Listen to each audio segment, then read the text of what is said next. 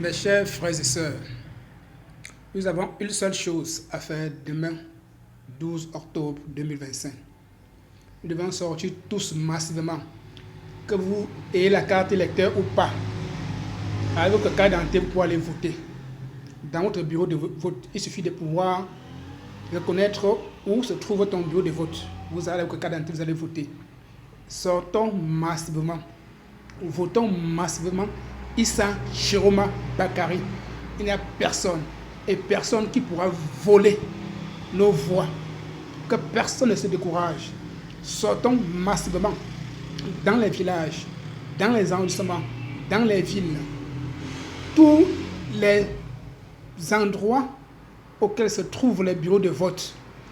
Que la population se regroupe dans les environnants de ce coin pour pouvoir attendre la proclamation des résultats à partir de 20h. Donc, je recommande à tous les Camerounais de sortir demain, dimanche, que vous ayez voté ou pas, que vous ayez la carte électeur ou pas. J'appelle ici nos mamans.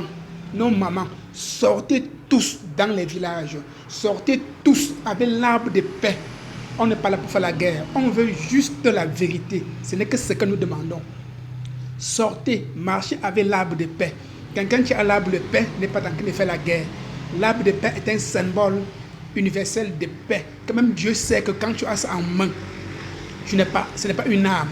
Ça peut être une arme que pour le diable.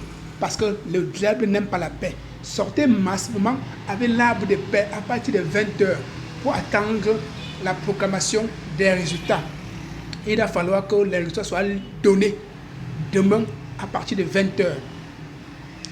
Nous votons, il y a une seule consigne de vote. Nous allons voter Issa Chiroma Bakari, que ce soit du nord, du sud, de l'est, de l'ouest, que tu sois de n'importe quelle région du Cameroun. Votons Issa Chiroma Bakari. C'est pour le changement, pour la transformation, pour l'industrialisation, pour le bien-être, pour la modernisation. Votons Issa Chiroma Bakari. Nous tous, nous savons dans quelles conditions nous avons vécu pendant plus de 43 ans. Nous savons tous dans quelles conditions nous vivons. Cette dernière septennat qui vient de finir, qu'on a donné et on a promis et qu'on n'a rien fait. Nous pouvons continuer encore à accepter, donner encore un autre septennat pour que quelqu'un a mouru pendant, vivre 100 ans de plaisir sur terre, pendant que nous souffrons. Alors que nous mourons à l'âge, les jeunes meurent à la fleur de l'âge dans la Méditerranée, dans le désert. Alors que quelqu'un veut vivre le plaisir de 100 ans sur la terre, vous allez accepter que la personne vive 100 ans de plaisir sur terre, pendant que vos enfants aillent mourir dans le désert et dans